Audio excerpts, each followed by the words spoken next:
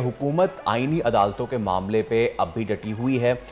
बिलावल भुट्टो जरदारी पहले भी मुतहरिक थे। नवाज शरीफ भी अब मैदान में आ गए हैं। उन्होंने बैरून मुल्क अपना दौरा मुलतवी कर दिया है और अब फैसला ये हुआ है कि वो आईनी तरमीम के बाद ही बैरून मुल्क जाएंगे, यानी कि हफ्ता 10 दिन में ये जो है पेश भी कर दी जाएगी। बिल्कुल। दूसरी जानिब मौलाना फजलुर रहमान से महसन नकवी के बाद इरफान सिद्दीकी की भी मुलाकात हुई है, जिसके बाद इरफान सिद्दीकी ने बताया कि मौलाना चाहते हैं कि निज़ाम जैसा भी है चलते रहना चाहिए, तरामीम पर इनके इख्तलाफात नहीं होने चाहिए, सिर्फ चंद चीज़ों की बात है। पीपल्स पार्टी भी मुस्तकिल मौलाना से सलाह मशवरे कर रही है। अच्छा, 2 रोज़ कबल पीपल्स पार्टी के वफ़द से उनकी मुलाकात भी हुई थी। अब यहाँ आईनी अदालतों से मुताल्लिक़ अगर कुछ हक़ाइक़ जानना ज़रूरी भी हैं तो 90 ममालिक ऐसे हैं, 85 to 90 कंट्रीज़ जिसमें आईनी अदालतें मौजूद हैं, और ये अदालतें सिर्फ गरीब ममालिक में नहीं बल्कि जर्मनी, बेल्जियम समेत दुनिया के तरक्की याफ्ता ममालिक में फ़ाल भी हैं। बिल्कुल। और साथ में टर्की में भी आईनी अदालत मौजूद है। दुनिया के अहम तरीन ममालिक में जजेस का तकर्रुर और मवाख़ज़ा अदालत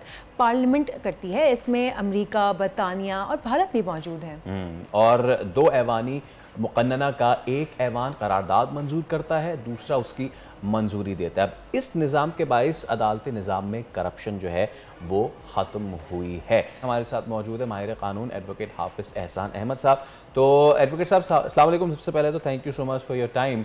अच्छा, अब ऐसा है हाफिज़ साहब कि हमने अपने इस इब्तिदाइये में ये बताया भी है कि ये कोई अनोखा काम नहीं हो रहा पाकिस्तान में, बल्कि इसी दुनिया के 80 से 85 से 90 ममालिक में इस तरह की आईनी अदालतें भी मौजूद हैं। So starting with the constitutional point of view first, और फिर हम ज़रा पॉलिटिक्स पे आते हैं। कितना ज़्यादा ज़रूरी है पाकिस्तान के लिए इस वक्त आईनी अदालतों का क़याम? बिस्मिल्लाहिर्रहमानिर्रहीम। सोनिया, फैसल, आपको बहुत बहुत जो है गुड मॉर्निंग जी। जो बड़ा इंपॉर्टेंट आपने इशू जो कॉन्स्टिट्यूशन उठाया है वो ये है कि दुनिया के अंदर अब एक जो ट्रेंड चल गया है with the passage of time, वो है स्पेशलाइज्ड का। और स्पेशलाइज्ड ये है कि आपके 2 दुनिया भर के अंदर सिविल जस्टिस सिस्टम चलते हैं। एक है सिविल लॉ सिस्टम और एक है कॉमन लॉ सिस्टम। अब सिविल लॉ सिस्टम जो है वो ज़्यादा कोडिफाइड है और कॉमन लॉ सिस्टम जो है वहाँ के ऊपर जज मेड लॉ या जहाँ जहाँ पे बरतानिया की अपनी कॉलोनीज रही हैं वहाँ के ऊपर ये चलता है। बट दोनों जगह जो चीज़ें आगे जा रही हैं वो ये जा रही हैं कि जो एक आम आदमी है उसको किस तरह रियासत जो है या रियासत के इदारे स्पेशली कोर्ट्स किस तरह फैसिलिटेट करें। उसके अंदर ये है कि 2 तरह के केसेस होते हैं आपके। एक वो हैं कि जो आपके सिविल राइट्स हैं, आपके क्रिमिनल मैटर्स हैं, आपके कॉन्ट्रैक्ट्स के मैटर्स हैं, या उसके बाद आपकी लाइबिलिटीज हैं कि जिसके अंदर आप आर्बिट्रेशन चले जाते हैं या उसके बाद कोई आपके बिजनेस ट्रांजैक्शंस होती हैं। दूसरे केसेस वो नेचर के अंदर होते हैं कि जिसके अंदर आप अपनी इन्फोर्समेंट ऑफ फंडामेंटल राइट्स चाह रहे होते हैं, या इंट्रा गवर्नमेंटल इशू होते हैं, यानी कि प्रोविंस का फेडरेशन के साथ होता है, या ये है कि आपकी जो हाई कोर्ट्स के सुप्रीम कोर्ट की ओरिजिनल जुरिस्डिक्शन होती है कि जिसके अंदर जाके आप किसी न किसी लॉ को चैलेंज कर देते हैं कि ये लॉ जो है इनकंसिस्टेंट जो है विद द फंडामेंटल राइट्स या आपके कॉन्स्टिट्यूशन के मुताबिक नहीं है और इसको स्ट्राइक डाउन किया जाए। मीनिंग देयर बाय के इंटरप्रिटेशन ऑफ द लॉ, उसके बाद आपका जो कॉन्स्टिट्यूशनल मैटर्स हैं, इंट्रा गवर्नमेंटल इश्यूज हैं या पॉलिटिकल क्वेश्चंस बन जाते हैं कॉन्स्टिट्यूशनल मैटर्स के अंदर जाके, उन सारों के लिए दुनिया भर के अंदर जो है वो अब सिस्टम आ गया है कि आप उसके लिए एक्सक्लूसिव कोर्ट्स जो है वो बनाएंगे। अब एक कोर्ट्स वो आपकी हैं जो आपकी रेगुलर डिस्ट्रिक्ट कोर्ट्स हैं, उसके बाद आपकी हाई कोर्ट्स हैं और उसके बाद आपकी सुप्रीम कोर्ट है। अब उस सुप्रीम कोर्ट आप देखें कि हमारे मुल्क के अंदर सुप्रीम कोर्ट या हाई कोर्ट्स या डिस्ट्रिक्ट कोर्ट्स जो हैं इसके अंदर तकरीबन 24 लाख से ज़्यादा केसेस जो हैं वो पेंडिंग पड़े हुए हैं, और हर टीयर के ऊपर पाकिस्तान का आम आदमी जो है वो अपनी जिंदगी के कई कीमती साल जाया कर देता है उस फोरम को क्रॉस करते हुए। अगर आपका डिस्ट्रिक्ट कोर्ट है 5 से 7 साल वहां लग जाएंगे, उसके बाद अगर आप हाई कोर्ट आते हैं इतने ही वहां लग जाएंगे, और सुप्रीम कोर्ट तक जाते तकरीबन 22 से 24 साल का एक साइकिल है जो सिविल मैटर्स के अंदर है। इसी तरह क्रिमिनल मैटर्स जो है उसका भी लंबा टीयर 3 से 4 साल नीचे है, फिर उसके बाद 4 से 5 हाई कोर्ट है, और अल्टीमेटली सुप्रीम कोर्ट के अंदर जाते हुए 15 से 20 साल का वो एक लगता है। और आपने देखा होगा कि कई केसेस ऐसे हैं कि वो बंदा फौत हो गया और उसके बाद हमारी सुप्रीम कोर्ट जो फैसला करती है।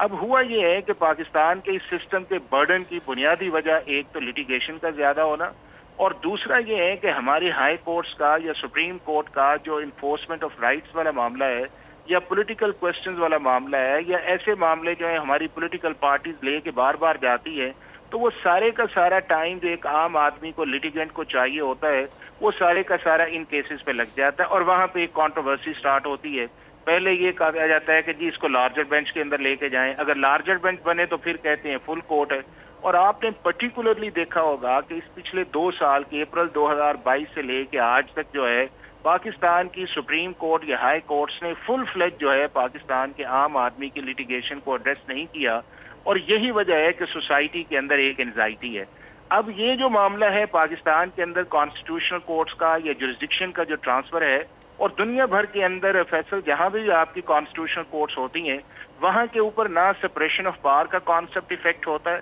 نہ اس کے اندر انڈیپینڈنس آف جوڈیشری کا کانسیپٹ افیکٹ ہوتا ہے, اور نہ ہی اس کے اندر ایک پیرالل کورٹ کا کانسیپٹ ہوتا ہے. کیونکہ جو لا کانسٹیٹیوشن آپ کی سپریم کورٹ کو جورسڈکشن دیتا ہے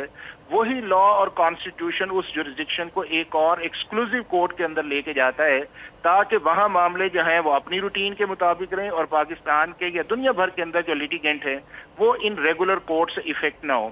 اب یہ چیز 2006 کے اندر جو تھی COD کے اندر آئی اور ساری پولیٹیکل پارٹیز نے ریئلائز کیا, جس میں پیپلز پارٹی, PMLN, اس کے بعد آپ کا PTI نے جوائن کیا, JU, پاکستان کی ساری میجر پولیٹیکل پارٹیز اس چیز پہ ایگری ہیں اور پاکستان کے لائرز اس چیز کے اندر ایگری ہیں کہ پاکستان کے اندر جو جوڈیشل اپوائنٹمنٹ کا پروسیس ہے ہائی کورٹ یا سپریم کورٹ کا اس کو بہتر ہونا چاہیے. سارے اس بات سے ایگری ہیں کہ پاکستان کا نظام انصاف جو ہے ڈسٹرکٹ کورٹ سے لے کے سپریم کورٹ تک ڈلیور نہیں کر رہا, اس کو بہتری کی گنجائش ہے. سارے اس بات پہ ایگریز ہیں کہ اس اوور برڈن کو کسی نہ کسی طرح ڈیوائڈ کیا جائے بٹوین دا 2 کورٹس, کہ کانسٹیٹیوشنل میٹرز یا انفورسمنٹ آف رائٹس یا اس کے بعد انٹر گورنمنٹل ایشوز یا گورنمنٹ کی ایڈوائزری جورسڈکشن جو ہے وہ کسی اور طرف چلی جائے اور دوسری جو ہے وہ اور چلی جائے. اب صرف پرابلم یہ آیا ہے کہ گورنمنٹ کا وہ میکانزم جس طرح ان کو پلیس کرنا چاہیے تھا اس ساری چیز کو, وہاں کے اندر ایک ایسا پرابلم آیا ہے کہ جس کی وجہ سے ایک کانٹروورسی آئی. آپ ان ساری پولیٹیکل پارٹیز سے جا کے پوچھیں تو کوئی یہ نہیں کہے گا کہ کانسٹیٹیوشنل کورٹ نہیں بننی چاہیے, کوئی نہیں کہے گا کہ پاکستان کی جوڈیشل اپوائنٹمنٹس کا پروسیس بہتر ہونا چاہیے, کوئی نہیں آپ سے یہ کہے گا کہ جی ڈسٹرکٹ جوڈیشری جو ہے اس کی سرجری کی ضرورت ہے, ہائی کورٹ کی سرجری کی ضرورت ہے, سپریم کورٹ کی جوڈیشل سرجری کی ضرورت ہے تاکہ اس نظام کو افیکٹو بھی کیا جائے, ٹرانسپیرنٹ بھی کیا جائے اور اس کو فنکشنل بھی کیا جائے. اب اس چونکہ ہم ایک پولیٹیکل کانٹروورسی کے اندر پڑ جاتے ہیں ساری, کبھی ہم ٹائمنگ کا ایشو بنا لیتے ہیں, کبھی ہمارا چونکہ ایک پولیٹیکل ڈائیلاگ بہت بڑا ویکیوم ہے ساری سوسائٹی کے اندر جو ہے. تیسرا یہ ہے کہ ہم پری ڈیٹرمنڈ ہو جاتے ہیں کچھ چیزوں کے متعلق کہ پرسنز کو ٹارگٹ کر کے اپنے ایشو سے ڈیویٹ کر دیتے ہیں. تو میرا یہ خیال یہ ہے کہ چیزیں اب آ گئی ہیں, سامنے آ گئی ہیں, اس کے اوپر جو رائے نہیں ہے, 70 ممالک 80 سے زیادہ چل رہا ہے. آپ نے رائٹلی یہ ایک چیز پٹ اپ کی ہے, اور سنس اب اس کا ایک پولیٹیکل اینگل بھی ہے تو اس پہ مجھے ایک سوال کر لینے دیجئے کہ ایک تو آپ نے کہہ دیا کہ نہ انڈیپینڈنس آف جوڈیشری پہ اس پہ کوئی اثر پڑے گا اور نہ ہی کوئی خدا نخواستہ کوئی پیرلل جسٹس سسٹم بنایا جا رہا ہے,